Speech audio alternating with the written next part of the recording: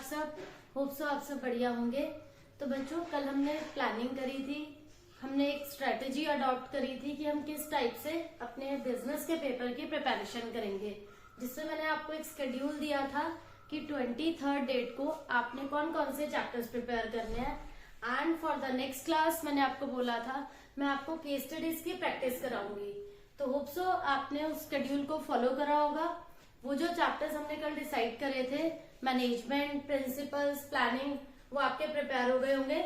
Now next is कि अब आपको केस स्टडीज की प्रैक्टिस करनी है।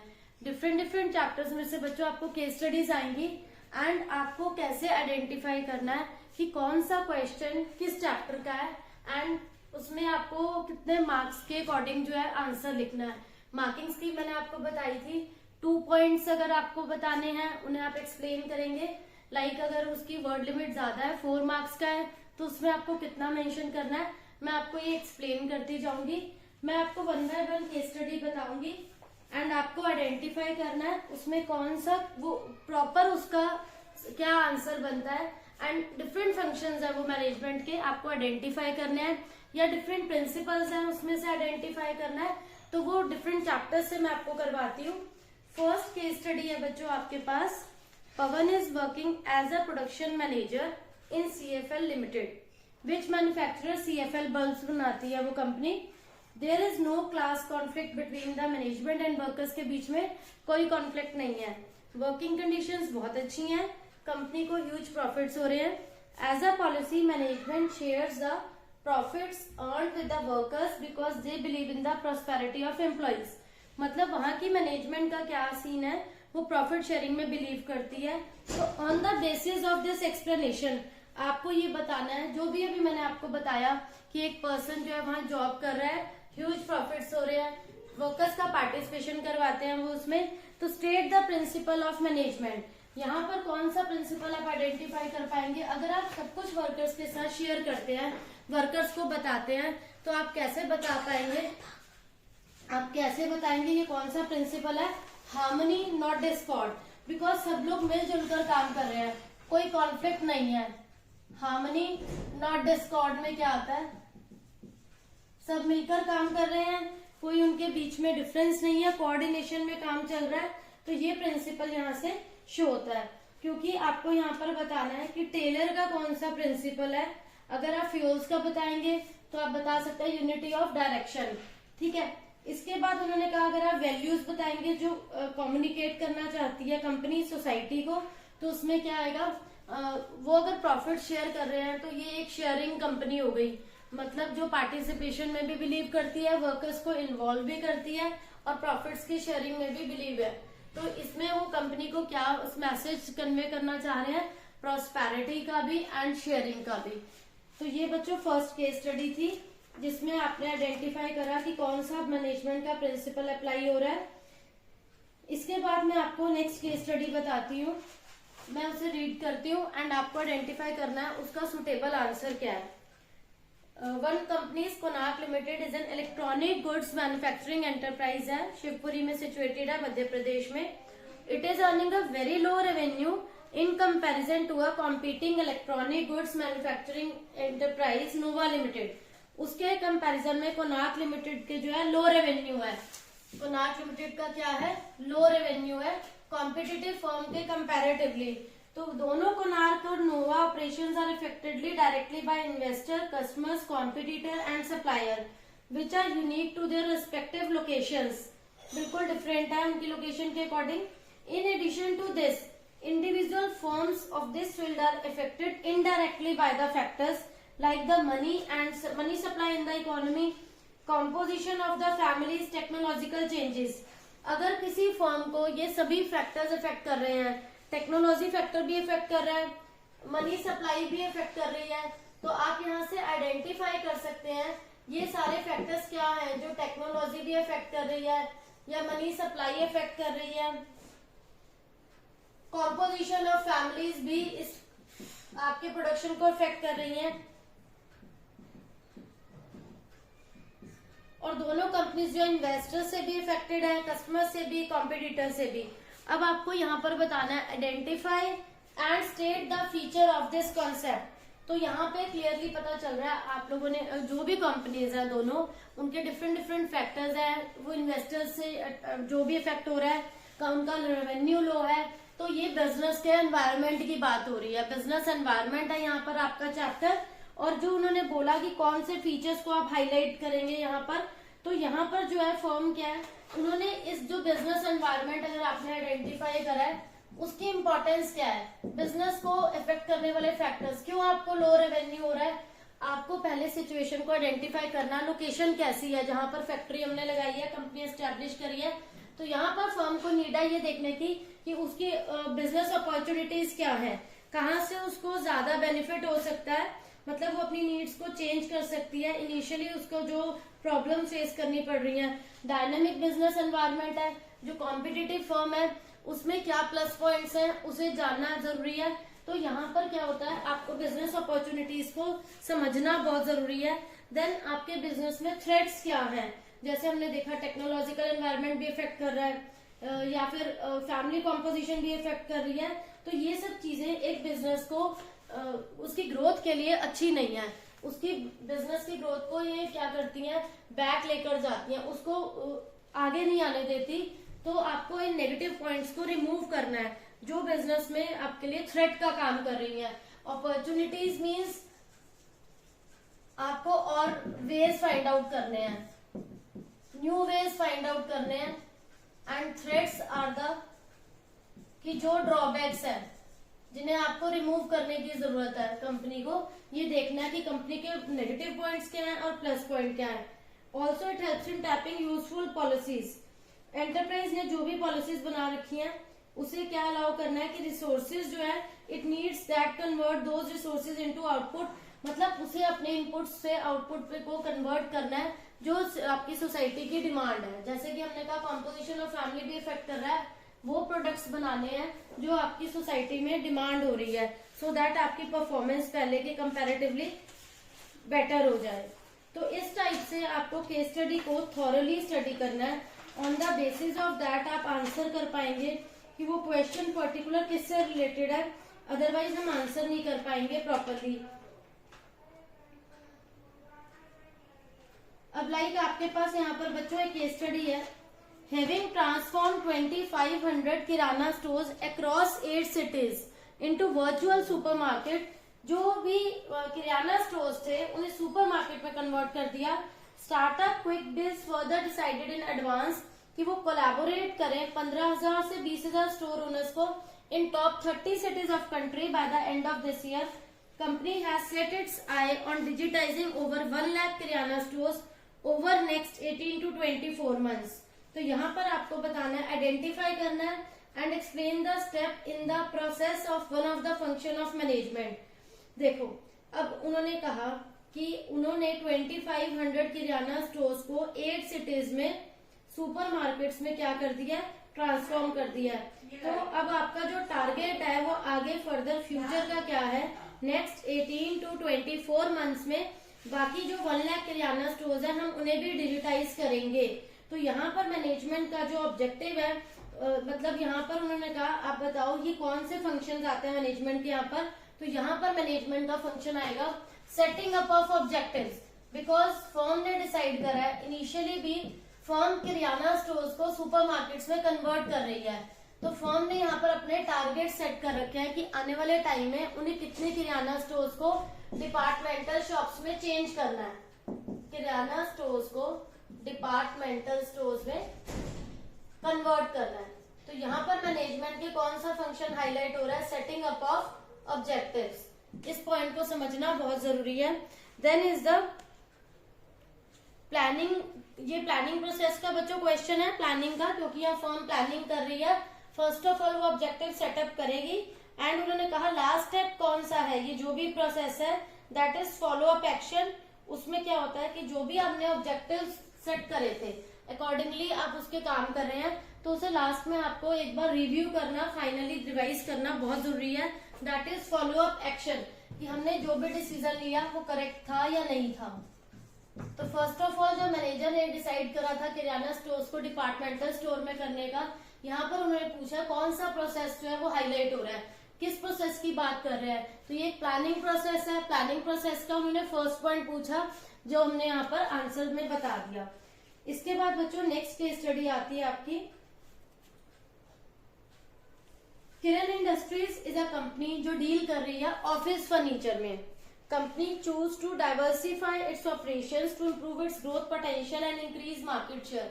कोई भी कंपनी मार्केट शेयर को अगर इंक्रीज करना चाहती है, अपना पोटेंशियल बढ़ाना चाहती है, as the project was important many alternatives were generated for the purpose. Initially अगर हम कोई कंपनी रन कर रहे हैं एंड हम उसमें कुछ न्यू प्रोडक्ट लॉन्च करने का सोच रहे हैं, डाइवर्सिफाई करने का सोच रहे हैं फॉर फर्दर ग्रोथ, तो ये कहाँ किस टॉपिक का, किस सब्जेक्ट का क्वेश्चन आ जाता है। अगर आप अपने आप को एक्सपैंड करने का सोच रहे हैं, उन्होंने बोला प्रोजेक्ट बहुत इंपॉर्टेंट है, बहुत सारे अल्टरनेटिव्स को हमने यहाँ पर चेक करा, थॉरली डिस्कस करा ऑर्गेनाइजेशन में। After evaluating various alternatives, Sukhwinder the managing director, उसने डिसाइड करा कि दे शुड ऐड, उन्हें home interiors and furnishing add करने का सोचा as a new line of business activity. तो very very clear in this question, जब आप एक और प्रोडक्ट लाइन ऐड करते हैं, डाइवर्सिफिकेशन के बारे में सोचते हैं, दिस इज डिविजनल स्ट्रक्चर। यहाँ पे फर्म का स्ट्रक्चर कैसा आ गया, डिविजनल स्ट्रक्चर। अब उन्होंने कहा जो भी ये स्ट्रक्चर है आपको ये आइडेंटिफाई करना है एंड उसकी लिमिटेशंस भी बतानी है, उसके पॉजिटिव पॉइंट्स भी बताने हैं। पॉजिटिव पॉइंट्स ये है कि सबका अपना अपना डिविजनल में एक सेपरेट डिपार्टमेंट होता है। लाइक अगर कोई भी एक डिपार्टमेंट है, आप कोई भी न्यू प्रोडक्ट लॉन्च करने का सोच रहे हैं, इनिशियली ऑफिस फर्नीचर का था तो फर्नीचर के सभी डिपार्टमेंट्स एक कैटेगरी में आ जाएंगे और जो भी न्यू प्रोडक्ट लॉन्च होगा उसके सभी डिपार्टमेंट्स एक कैटेगरी में आ जाएंगे। एंड इसका नेगेटिव पॉइंट क्या है, यहाँ पर आपको रिसोर्सेज की एलोकेशन में प्रॉब्लम आएगी, फंड्स की लिमिटेशन भी हो सकती है, डिफरेंट डिपार्टमेंट्स में कॉन्फ्लिक्ट्स भी हो सकती है फंड्स को लेकर, और यहाँ पर कॉस्ट जो है इट मे बी हाई, क्योंकि आप इंडिविजुअली अपना एक यूनिट सेटअप कर लेते हैं, उसके फंड्स को मैनेज करना, उसके प्रोडक्शन पे फोकस करना, इट बिकम्स क्वाइट डिफिकल्ट। तो ये बच्चों आपका ऑर्गेनाइजेशन चैप्टर में से क्वेश्चन हो गया, डिविजनल स्ट्रक्चर पे बेस्ड। प्लानिंग पे बेस्ड कर लिया हमने, बिजनेस एनवायरनमेंट पे बेस्ड हो गया क्वेश्चन। नेक्स्ट है आपका बच्चों, Moga industries limited approach a well established industry. Moga industry ने अप्रोच करा, एस्टैब्लिश यूनिवर्सिटी थी मदुरई की, वहां पर उन्होंने रिक्रूट करना था क्वालिफाइड पर्सोनल को for technical and professional jobs. तो they selected Tanya, Garima and Chetan for various vacancies के लिए उन्होंने रिक्रूट करा। After the selection and placement, Moga industries felt the need to increase the skills and ability. जब after selection आप skill और ability को increase करने का सोचते हैं, तब हम ट्रेनिंग एंड डेवलपमेंट के बारे में सोचते हैं। जब हमें लगता है कि हमें परफॉर्मेंस को इम्प्रूव करना है, एबिलिटी को, टैलेंट को इम्प्रूव करना है, तो यहाँ पर जिस स्टेप की बात हो रही है वो है ट्रेनिंग एंड डेवलपमेंट। जो उनके एम्प्लॉयज हैं, उन्हें सेलेक्ट करा वैकेंसीज के लिए, उनकी स्किल्स को इम्प्रूव करने के लिए सोचा गया। उन्होंने कहा है name the step of the staffing process, मतलब आपको यहाँ पर बच्चों स्टाफिंग प्रोसेस के स्टेप का नेम बताना है। स्टाफिंग प्रोसेस में वो कौन सा स्टेप है जिसमें आप क्या करते हैं, एफिशिएंसी को, स्किल एंड एबिलिटी को डेवलप करने का सोचते हैं। स्किल एंड एबिलिटी को डेवलप करने के लिए जो स्टेप आता है that is training and development. Training and development, fine. इसके बाद जो नेक्स्ट पार्ट है, इसके बेनिफिट्स बताओ of the state the benefits of action to Moga industries. ट्रेनिंग देने से क्या होता है, प्रोडक्टिविटी इंक्रीज होगी, स्किल इंक्रीज होगा, टैलेंट इंक्रीज होगा। इससे क्या होगा, एम्प्लॉइज का मोरल इंप्रूव होता है, ट्रेनिंग देने से एफिशिएंट बनते हैं, मोरल लेवल इंक्रीज होता है, उनकी एफिशिएंसी इंक्रीज होती है, एब्सेंटिज्म रिड्यूस हो जाता है। तो ये इसके बेनिफिट्स हैं बच्चों कि एम्प्लॉइज की प्रोडक्टिविटी भी इंक्रीज होगी, हमने उन्हें ट्रेनिंग प्रोवाइड करी है, उन्हें नॉलेज मिली है, प्रोडक्शन भी इंक्रीज होगा, कॉन्फिडेंस लेवल भी इंक्रीज होगा, एब्सेंटिज्म रिड्यूस होगा। इसके बाद नेक्स्ट आता है इसके अंदर, ये केस स्टडी यहाँ पर फिनिश होती है। अब हम नेक्स्ट केस स्टडी करेंगे बच्चों, आपको आइडेंटिफाई करना है इसका आंसर क्या होगा। Mr. Shubhendru Bose is the owner of Big Mac Enterprise, carrying on the business of manufacturing various kinds of biscuits. यहाँ पर जो कंपनी का वो है टारगेट है, प्रोडक्शन है, वो बिस्किट है, मैन्युफैक्चरिंग बिजनेस है, बिस्किट मैन्युफैक्चरिंग कंपनी है. Enterprise carrying on the business of biscuits, there was lot of discontentment in the organization. Discontentment है ऑर्गेनाइजेशन में, टारगेट्स पूरे नहीं हो रहे हैं. उन्होंने अपने बेटे नवल को कहा, जिसने रिसेंटली एमबीए कंप्लीट करी थी, कि वो रीजन फाइंड आउट करे.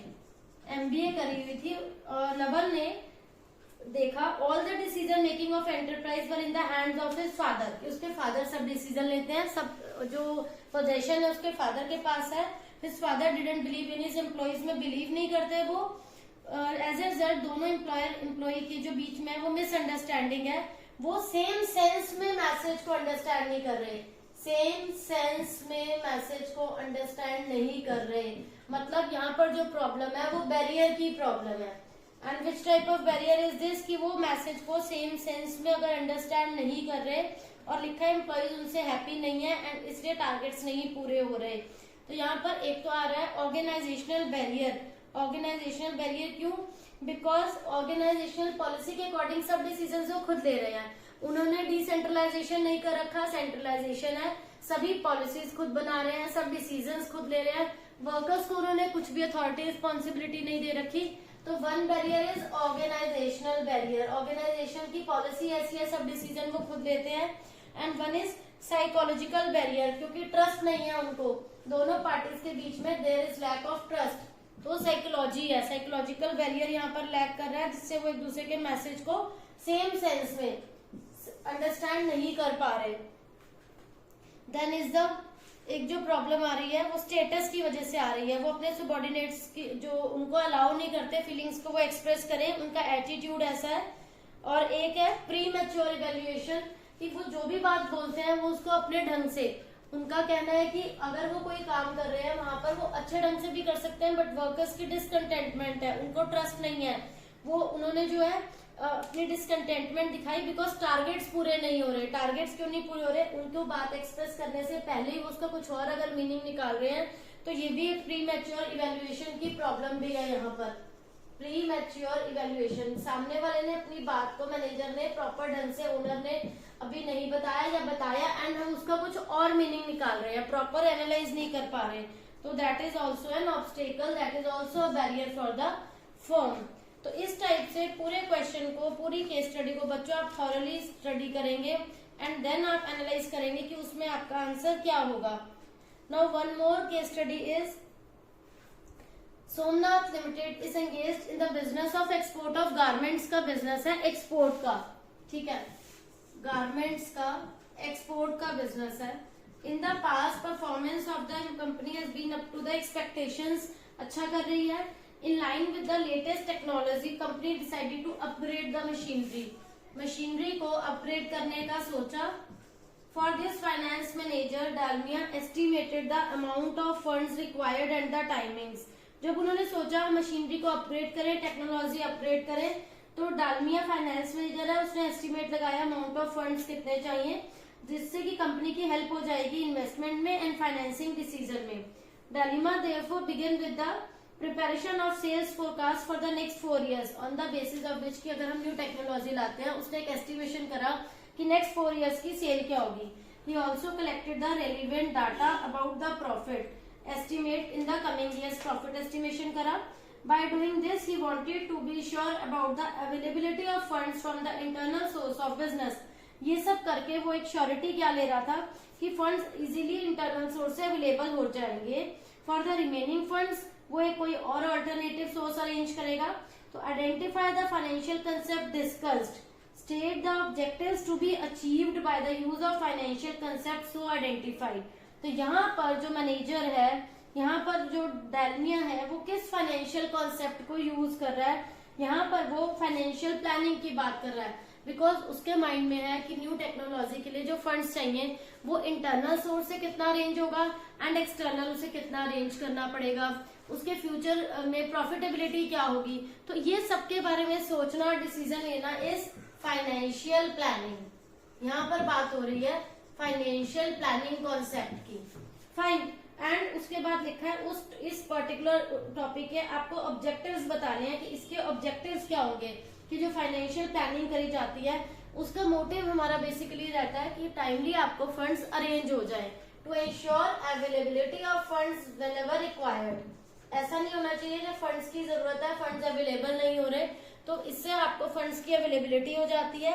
And firm unnecessarily firm raise नहीं करती, जितनी रिक्वायरमेंट है टाइमली अवेलेबिलिटी ऑफ फंड्स होना चाहिए। एंड अननेसेसरली आपको डिले भी करना, और अननेसेसरली आप विदाउट जितनी नॉलेज है उतना ही फंड्स आप रेज करेंगे, फालतू नहीं रेज करेंगे। तो ये भी केस स्टडी होगी आपकी फाइनेंशियल मैनेजमेंट के बेसिस पर। देन आपकी केस स्टडी है बच्चों, ये आपको बहुत अच्छे से एक्सप्लेन कर रही हूं मैं, आप आइडेंटिफाई करिए। ABC limited issued prospectus for the subscription of shares of 500 crore in 2008। ABC limited ने प्रोस्पेक्टस इशू करा है 500 करोड़ के शेयर का 2008 में। इशू ओवर सब्सक्राइब चला गया 20 times, 500 crore into 20 times excess हो गया। कंपनी ने शेयर इशू करे एप्लीकेंट्स को प्रोराटा बेसिस पर, जैसे कि आपने अकाउंट्स में सुना हुआ है प्रोराटा क्या होता है बच्चों। लेटर ऑन सेबी ने इंस्पेक्ट करा prospectus and found some misleading concept. जो उसने देखा सेबी ने कि जो वो है कंपनी, उसने कुछ मिसलीडिंग स्टेटमेंट यूज करी है, तो उन्होंने ये जब आइडेंटिफाई करा, सेबी ने इम्पोज करी penalty of 5 crore and band it's 3 executive directors for dealing in security market for 3 years। और 3 एग्जीक्यूटिव डायरेक्टर्स को मना कर दिया कि अब वो शेयर मार्केट में, सिक्योरिटी मार्केट में 3 साल तक डील नहीं करेंगे। तो आइडेंटिफाई द फंक्शन, कौन सा फंक्शन आइडेंटिफाई हो रहा है, सेबी के यहाँ पर प्रोटेक्टिव फंक्शंस की बात हो रही है। बिकॉज सेबी क्या करता है, अब सेबी के प्रोटेक्टिव फंक्शन में आता है कि कंपनी जो है वो कस्टमर्स के साथ कोई फ्रॉडुलेंट प्रैक्टिस नहीं कर सकती। जो सेबी है वो तभी एनालाइज करती है कौन सी कंपनी जो है वो रजिस्टर्ड है, कौन सी कंपनी है जो प्रॉपर वर्क कर रही है, वो फ्रॉड नहीं कर रही।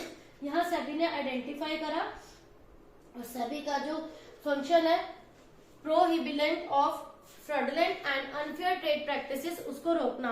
Prohibition of fraudulent and unfair trade practices का मतलब कोई भी कंपनी कस्टमर्स के साथ फ्रॉड नहीं कर सकती, वो सेबी ने आइडेंटिफाई करा। तो यहाँ पर सेबी का ये फंक्शन हाईलाइट हो जाएगा बच्चों। तो यहाँ पर ये सेबी पर बेस्ड होगी केस स्टडी। नेक्स्ट है बच्चों आपके पास केस स्टडी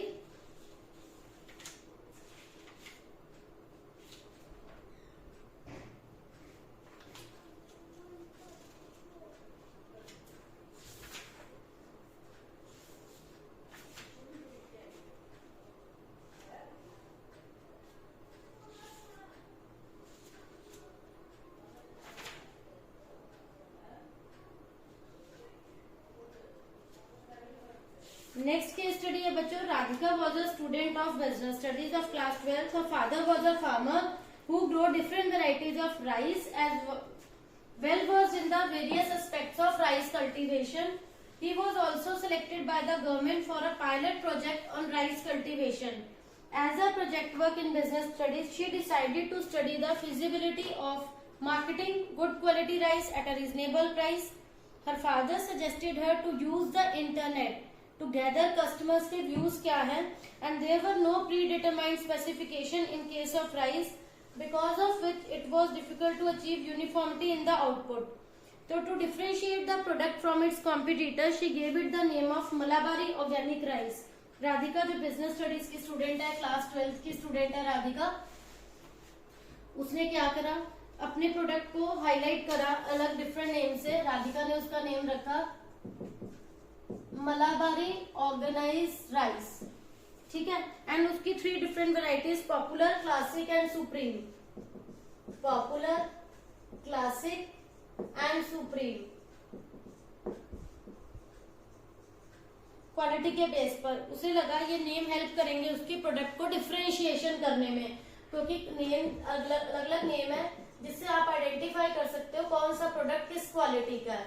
तो उसने 3 नेम्स दिए। अब आपको 3 फंक्शंस बताने हैं मार्केटिंग के in reference to this paragraph, जो मैंने भी आपको केस स्टडी बताई। तो एक तो राधिका ने क्या करा, उसके फादर के कहने पर उसने इंटरनेट की हेल्प से मार्केट की इंफॉर्मेशन गैदर करी। तो first point is gathering, gather करना and analyse.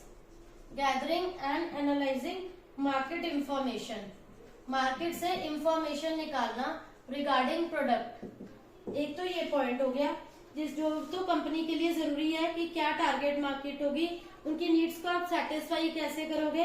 Then is the standardisation and grading. उसमें क्या होता है, आप अपने प्रोडक्ट को एक ग्रेड देते हैं, ग्रेडिंग से उसकी अलग अलग क्वालिटी का, साइज का पता चलता है। पहले आप इंफॉर्मेशन कलेक्ट करते हैं, देन आप उसकी ग्रेडिंग एंड स्पेशलाइजेशन करते हैं, which is also very important for any form और any product. Then is the branding. Branding is the process of assigning name. यहाँ आप कोई सिंबल भी ले सकते हो, कोई ब्रांड मार्क भी दे सकते हो, जिससे कि प्रोडक्ट डिफरेंशिएशन में हेल्प मिलती है। तो ये सारे फंक्शंस यहाँ पर परफॉर्म करे गए हैं बाय राधिका, जो आपको बच्चों एनालाइज करने थे कि इस पैराग्राफ में राधिका ने जो भी ये इंफॉर्मेशन कलेक्ट करी है, कस्टमर के व्यूज लिए हैं, ह्यूज डिमांड थी, कोई प्री डिटरमिनेट स्पेसिफिकेशन नहीं थी इन केस ऑफ राइस, जिससे कि उसको डिफिकल्ट लग रहा था यूनिफॉर्मिटी मेंटेन करना। तो उसने ये सभी काम करे, इंफॉर्मेशन कलेक्ट करी, ग्रेडिंग करी एंड ब्रांडिंग करी। क्योंकि ब्रांडिंग से क्या है, एक स्पेसिफिक नेम मिल जाता है, स्पेशलाइजेशन होती है, डिफरेंशिएशन हो जाता है आपके प्रोडक्ट का। ये मार्केटिंग बेस्ड क्वेश्चन हो गया बच्चों, जो आपको पता होना चाहिए कि किस टाइप से आता है। आपको इसी से मिलता जुलता बच्चों लेबलिंग पर भी आ सकता है, ब्रांडिंग पे भी क्वेश्चन आ सकता है। इसके बाद बच्चों मैं आपको एक अनदर केस स्टडी जो बता रही हूँ, वो है related advertising and sales promotion से रिलेटेड, कि आपको ये आइडेंटिफाई कैसे करना होता है। लाइक मैं आपको एक्सप्लेन करती हूँ।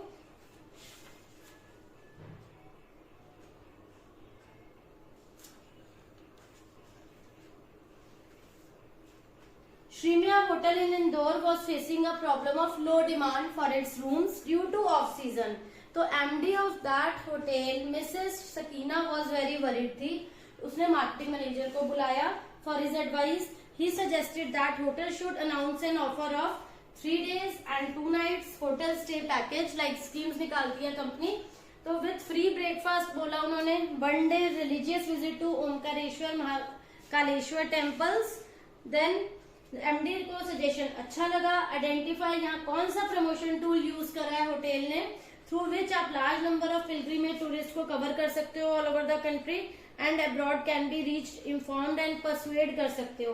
तो यहाँ पर जो उन्होंने यूज करा है tool, 3 days 2 nights with free breakfast या फिर 1 day religious visit to different temple, this is simply आप इसको क्या नेम देंगे, this is advertising. Advertising tool जो है ये बहुत बेस्ट है, आप मास मीडिया से कर सकते हैं। अपनी कंपनी के, अपने होटल के रूम्स की प्रमोशन के लिए मास मीडिया को आप यूज कर रहे हैं, वेदर आप वो न्यूज़पेपर के थ्रू कर सकते हैं, टीवी के थ्रू कर सकते हैं, ऑनलाइन सब चेक करते हैं। तो ये बहुत फेमस जो है टूल्स यूज हो रहे हैं आजकल लोगों को परसुएड करने के लिए, इंफॉर्म करने के लिए। इसके बाद बच्चों नेक्स्ट है, Every time I traveled, people asked me to bring them chips, khakra and pickles from all over the country, says Anushka ने बोला। Finally, she and her colleague जो थी सुमित, उन्होंने डिसाइड करा कि एक बिजनेस स्टार्ट करते हैं। उन्होंने एक फेसबुक पेज लॉन्च करा, लोगों से पूछा कि उन्हें क्या चाहिए। तो they come up with a list of about 100 places and tied up with 2 dozen vendors से वो टाई अप हुए टू बिगिन स्टार्ट करने के लिए। They were servicing people from Jaipur, उन्हें जो चाहिए था सर्विस दी उन्होंने जयपुर से शुरू होकर, जिन्हें स्पाइस चाहिए थे केरला के, people from Panipat who wanted halwa, from Jammu कुछ ऐसे लोग थे, जयपुर में कुछ ऐसे लोग थे जिन्हें केरला से क्या चाहिए थे, स्पाइसेस चाहिए थे, पानीपत में कुछ ऐसे लोग थे जिन्हें जम्मू से हलवा चाहिए था, दिल्ली से कुछ ऐसे लोग थे जिन्होंने दार्जिलिंग की क्या मंगवाई, फ्रेश टी लीव्स मंगाई। तो through their business they wish to bridge the gap between sellers and buyers. अब देखो बच्चों यहाँ पर सेलर कहाँ है और बायर कहाँ है। बायर है केरला में, सॉरी जयपुर में या पानीपत में या दिल्ली में, एंड सेलर्स उनके कहीं दूर है, लोकेशन बहुत फार अवे है, बहुत डिस्टेंस है। तो any 2 important activities that Anushka and Sumit will have to be involved। कौन सी 2 एक्टिविटीज उन्हें करनी है, फॉर मेकिंग वो goods available to customer at right place, in right quantity and at right time. तो यहाँ पर क्या आएगा कि जो वो इजिली राइट टाइम पे, राइट प्लेस पे, राइट टाइम पे अवेलेबल करवा सके, यहाँ पर जो बेसिक रोल आएगा that will be of transportation. अगर ट्रांसपोर्टेशन फैसिलिटी अच्छी है तो आप टाइमली गुड्स को डिलीवर करा सकते हैं, एफिशिएंटली, इफेक्टिवली। एंड बेसिक इसमें आता है, ऐसे बहुत बार ऐसे होता है कि आपके गुड्स को स्टोरेज की रिक्वायरमेंट है। ऐसा नहीं है गुड्स मैन्युफैक्चर हुए एंड डायरेक्टली डिलीवर हो गए। स्टोरेज को आप बिजनेस में नेम देते हैं warehousing. Warehousing is the space जहां आप गुड्स को प्रॉपर टेम्परेचर के अकॉर्डिंग स्टोरेज फैसिलिटी देते हो। तो वेयर हाउसिंग एंड ट्रांसपोर्टेशन, ये दो फंक्शंस हैं जो काम आएंगे, जिनके थ्रू वो ऑल ओवर द वर्ल्ड कहीं पर भी कोई भी गुड्स जो है वो पहुंचा सकते हैं। ट्रांसपोर्टेशन बेसिक फैक्टर है एंड वेयर हाउसिंग उसका मेन जो उसकी सब्सिडरी फैक्टर रहेगा, उसकी हेल्पिंग फैक्टर, कि जब तक आपके पास उसको स्टोरेज फैसिलिटी नहीं है, गुड्स जो है वो कुछ पेरिशेबल है, खराब भी हो सकते हैं। तो ऐसा है कि अगर वेयर हाउसिंग फैसिलिटी अच्छी है, उसकी हेल्प के थ्रू आप अच्छा ट्रांसपोर्ट प्रोवाइड करके गुड्स को जो है डिलीवर कर सकते हैं। तो ये बच्चों कुछ केस स्टडीज हैं जो हमने करी हैं। डिफरेंट चैप्टर्स में से मैंने आपको क्वेश्चंस बताए हैं। लाइक हमने प्लानिंग का भी क्वेश्चन करा है, ऑर्गेनाइजिंग का भी क्वेश्चन करा है, डायरेक्टिंग का शायद मैंने आपको नहीं करवाया, controlling, marketing, finance, different topics पे डिफरेंट क्वेश्चंस दे रखे हैं केस स्टडीज के। आपको वेरी थॉरली केस स्टडी को स्टडी करना है बच्चों। ओनली इन दैट केस आप आइडेंटिफाई कर पाओगे। लाइक मैं आपको एक केस स्टडी और बताती हूँ जो बहुत इंपॉर्टेंट है। ये केस स्टडी है, Riya grandfather has retired as director थे वो मैन्युफैक्चरिंग कंपनी के। At what level of management was he working. अगर वो मैन्युफैक्चरिंग कंपनी के डायरेक्टर थे, रिया के जो फादर है, ग्रैंडफादर है, तो अगर वो डायरेक्टर थे तो डायरेक्टर की पोस्ट जो आती है वो किस लेवल पर आती है बच्चों। This is the case study from first chapter. आपको ये आइडिया होना चाहिए कि टॉप लेवल मैनेजमेंट में कौन आते हैं, मिडल में क्या आते हैं एंड लोअर में क्या आते हैं। तो वो हुए टॉप लेवल मैनेजमेंट से रिलेटेड। एंड देन उन्होंने कहा what functions do you think, कि वो कौन कौन से फंक्शन परफॉर्म करते होंगे उस लेवल पर। वो बिजनेस की सभी एक्टिविटीज के लिए रिस्पॉन्सिबल है। बिजनेस के सक्सेस एंड फेल्योर की रिस्पॉन्सिबिलिटी उनकी है। उनको सभी डिपार्टमेंट्स को कोऑर्डिनेट करके रखना है, ये उनकी रिस्पॉन्सिबिलिटी है कि सभी डिपार्टमेंट्स में कोऑर्डिनेशन रहे। तो 3 मार्क के अकॉर्डिंग आपके 3 पॉइंट सफिशिएंट है। 4 मार्क का है, you need to write 1 more point. तो बच्चों it depends upon the marking scheme कि कितने मार्क्स का आपका वो क्वेश्चन, वो केस स्टडी आ रहा है, उसके अकॉर्डिंग आप उसको एक्सप्लेन करेंगे। अननेसेसरी नहीं लिखेंगे, बिकॉज बिजनेस के पेपर में आपके पास अननेसेसरी टाइम वेस्ट करने के लिए टाइम नहीं होता। रेलिवेंट क्वेश्चन केस स्टडी आपने स्टडी करी, उसके अकॉर्डिंग आपने उस फंक्शन को आइडेंटिफाई करा, वेदर वो मार्केटिंग का है या प्लानिंग का है या फिर वो रिक्रूटमेंट का है। एंड देन उससे रिलेटेड आपको फंक्शन बताने हैं या मेथड्स बताने हैं, वो आपको चेक करना होगा। एंड आप जब भी आंसर नोट करेंगे, आप ये देखिए मार्किंग स्कीम क्या है। मार्किंग स्कीम को ध्यान में रखते हुए आप उसका आंसर लिखिए, सो दैट आपको उसके अकॉर्डिंग प्रोपोर्शनेट जैसे भी है आपको अकॉर्डिंगली आपको मार्क्स मिलेंगे।